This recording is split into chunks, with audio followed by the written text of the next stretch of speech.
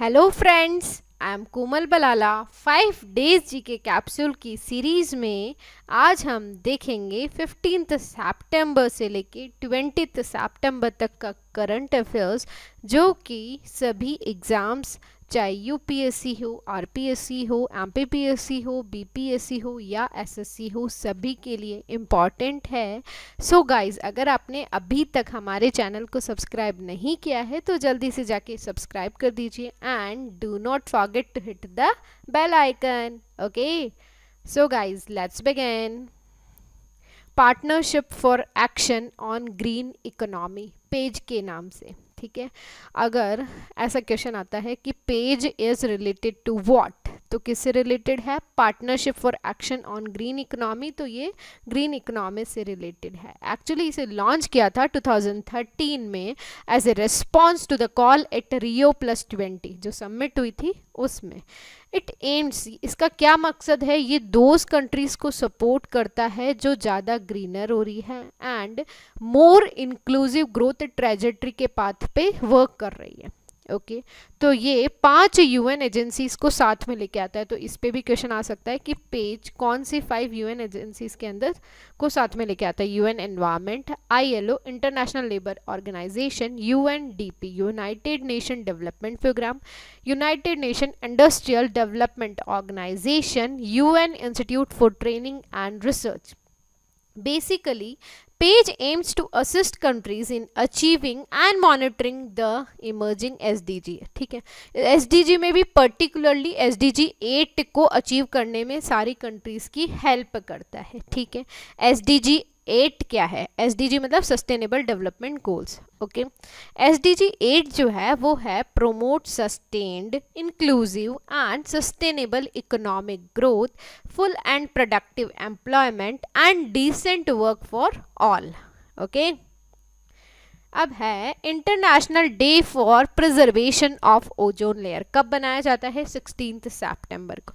इस साल की थीम थी ozone for life, 35 years of ozone layer protection. Actually इसी दिन Montreal protocol on substances that depletes the ozone layer का ड्राफ्ट फॉर्मुलेट हुआ था।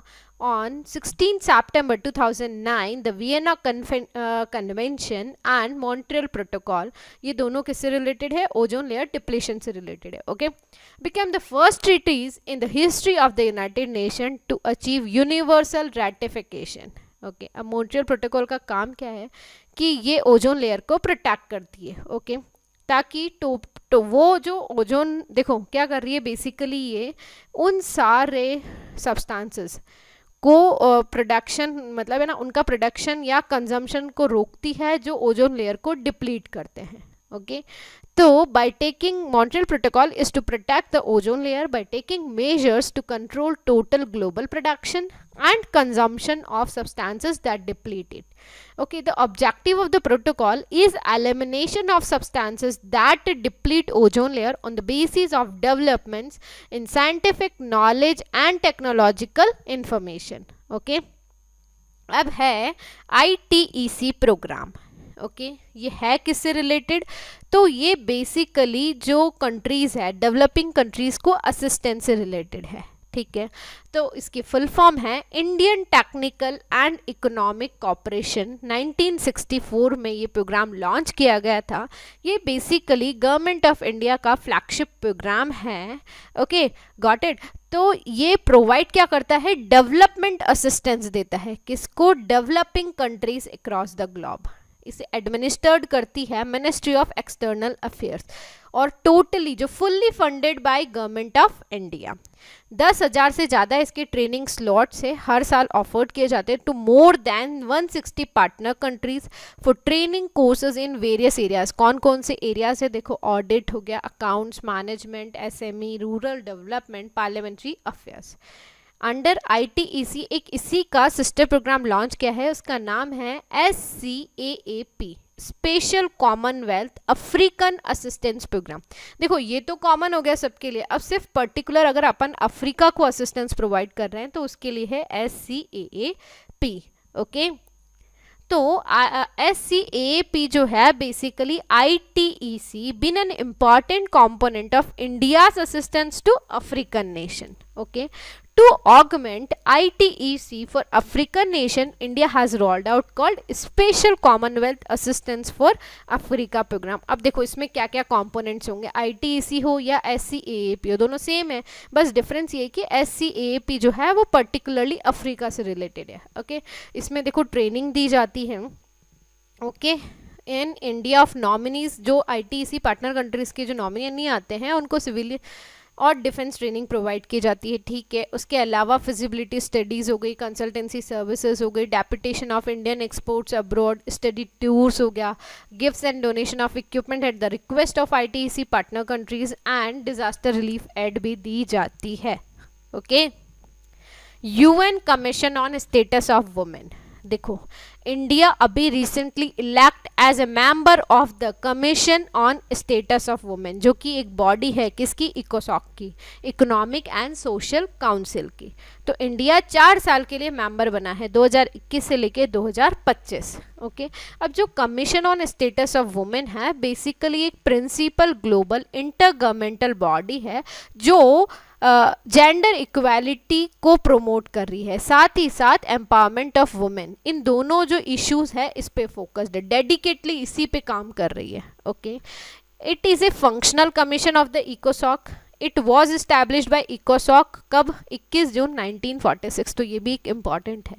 इट प्रोमोट्स, देखो वुमेन राइट हो गया, रियलिटी ऑफ वुमेन की लाइफ्स कैसी है उसको हाईलाइट करती है थ्रू आउट द वर्ल्ड. ठीक है, ग्लोबल ग्लोबल स्टैंडर्ड बनाती है किस पे, जेंडर इक्वालिटी पे, as well as empowerment of women पे ग्लोबल स्टैंडर्ड्स ये बनाने में हेल्प करती है. 45 member states of UN serve as members of the commission at any one time, केवल 45 मेंबर्स. ओके, अब है डोंगरिया कौंड. देखो ये एक ट्राइब है. ठीक है, तो डोंगरिया, तो ये जो इनका नाम है वो डोंगर मतलब हिल से लिया गया है. ये खोंड जो ट्राइब है उसके मेंबर्स है, बेसिकली ये PVTGs ग्रुप में हैं. They reside in the Niyamgiri hill range of Orissa. तो डोंगरिया कोंद जो ट्राइब है कहाँ की है, उड़ीसा की.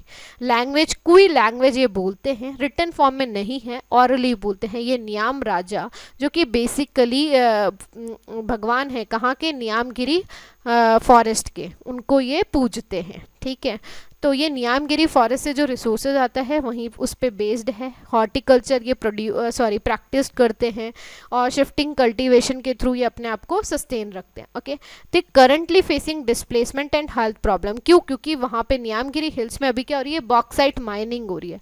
तो इन पे क्या हो रहा है, हेल्थ इश्यूज आ गए, डिस्प्लेसमेंट से रिलेटेड ये प्रॉब्लम फेस कर रहे हैं.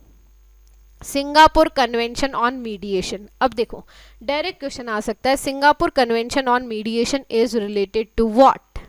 तो ये किससे रिलेटेड है, UN convention on international settlement agreement. Okay, इसी को सिंगापुर कन्वेंशन ऑन मीडिएशन कहा गया है. ये फर्स्ट ऐसी ट्रीटी है जो सिंगापुर के नाम पे रखी गई है.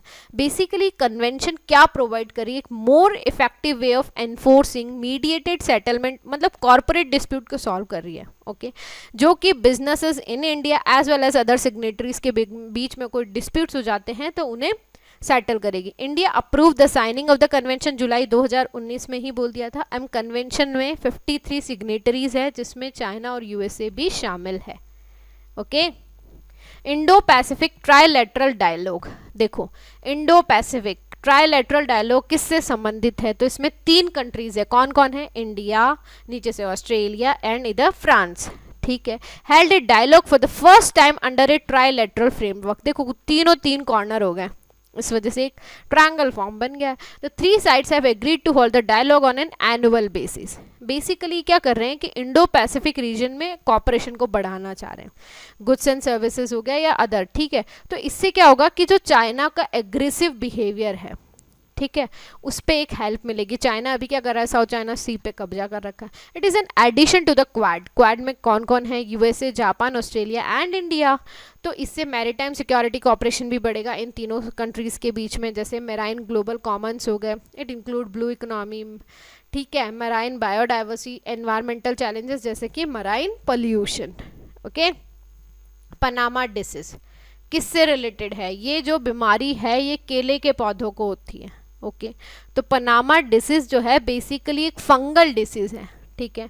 उस फंगी का नाम है फुसेरियम विल्ट। ओके, उसी को पनामा डिसीज कहा जाता है। ये केले के पौधों को बिल्कुल ख़त्म कर देती है। Okay, Indian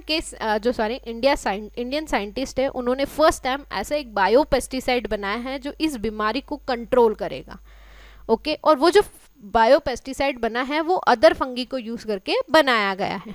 for a long time banana cultivators जो हैं, जो केले के जो पौधे उगाते हैं, वो पनामा डिसीज से बहुत ज़्यादा लड़ रहे थे, ठीक है, क्योंकि ये बीमारी जो होती है ना केले को बिल्कुल ख़त्म कर देती। This disease affect the Cavendish variety और the G9 banana cultivator which is the most widely grown banana in the world. अब इंडिया में सिचुएशन देखो 60% से जो ज़्यादा केले उगाए जाते हैं वो G9 वेराइटी के। अब G9 वेराइटी में देखो बहुत सारे नाम से जाना जाता है, ग्रैंड नैनी हो गया, रोबस्टा हो गया, भूसवल हो गया, बसराई हो गया, श्रीमंत हो गया, ठीक है, ये सारी केले की वेराइटी है। ओके, सो अगर आ जाती है कि this is often seen in news, तो ये किससे रिलेटेड है? तो बनाना की वेराइटी है। ओके, तो 2 क्वेश्चन हो गए। अब फार्मर जो है 4 स्टेट, कौन कौन से? Bihar, Gujarat, MP and UP, वो इस बीमारी से सबसे ज़्यादा अफेक्टेड है। किस के किसान?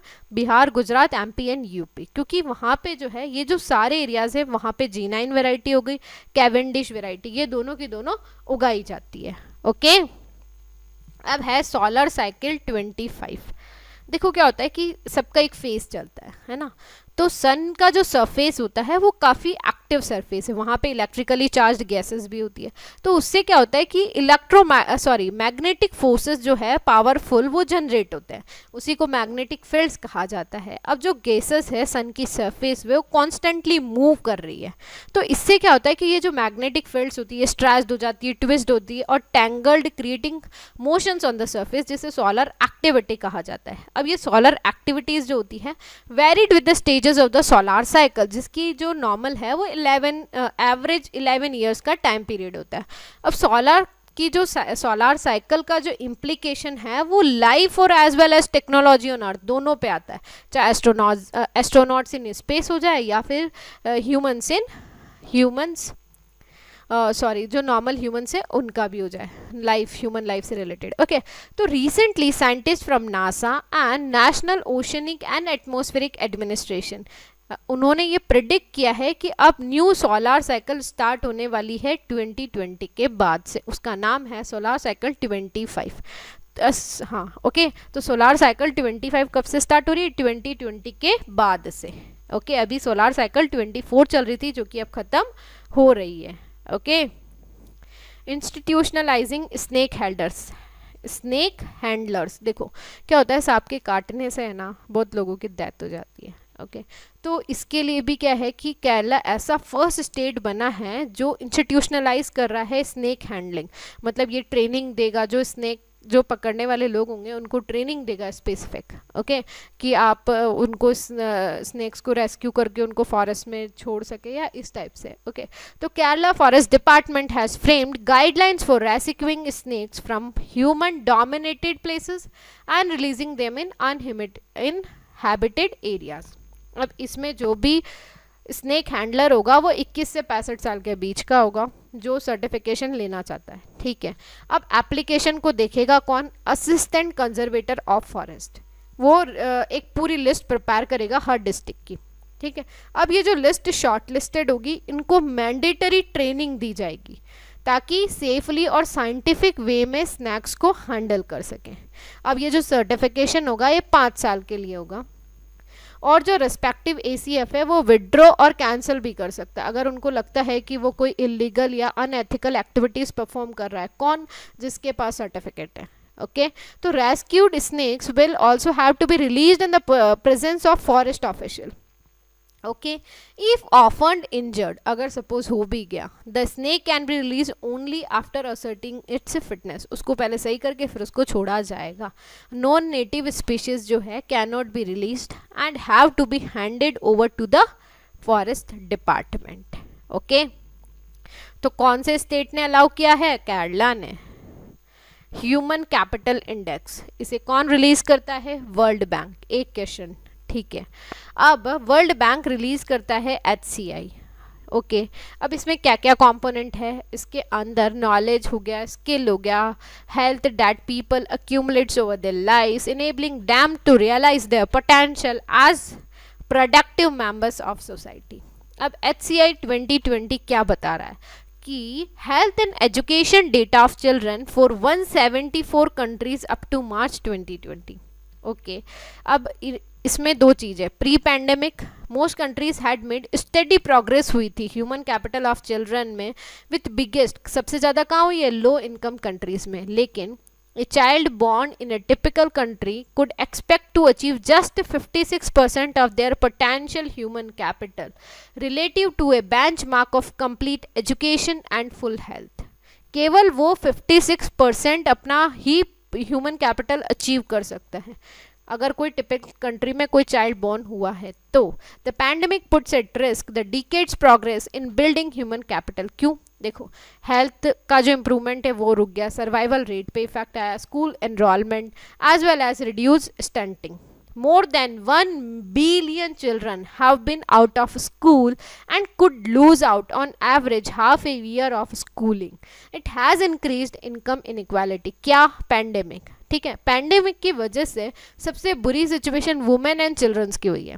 ओके तो increased income inequality, it's economic impact has been particularly deep for women, okay, and for the most disadvantaged families, okay, leaving many vulnerable to food insecurity and poverty। India की rank क्या है, 116th, okay 116th position पे है India in the HCI 2020। Okay तो देखो कौन release करता है, वर्ल्ड बैंक। सेकेंडली इंडिया की क्या रैंक है, 116वीं रैंक है। अब ये क्या देखता है, knowledge skill health of the people as a human capital. Okay basic exchange and cooperation agreement किसके बीच में साइन हुआ है, इंडिया एंड USA के बीच में। ओके तो BECA will allow India to use the geospatial maps of the USA to get pinpoint military accuracy of automated hardware systems and weapons such as cruise and ballistic missiles।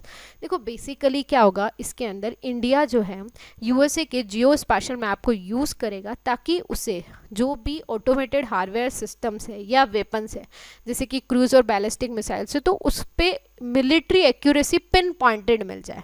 Okay तो BISA is an important precursor to India acquiring armed unmanned aerial vehicles such as the Predator B from the USA। BISA is one of the 4 foundational military communication agreement between the two countries। और 3 कौन कौन से हैं, GSOMIA, LEMOA and CISMOA। Okay ये चारों के चारों agreements है। बायोटेक किसान, देखो ये जो बेसिकली एक प्रोग्राम है, फार्मर सेंट्रिक स्कीम है फार्मर्स के लिए, developed by and with farmers under department of biotechnology, जो किसके अंदर आती है, ministry of science and technology के अंदर। ये पैन इंडिया प्रोग्राम है और hub and spoke model use कर रही है, stimulate entrepreneurship and innovation in farmers और एम्पावर कर रही है पर्टिकुलरली वुमेन फार्मर्स को।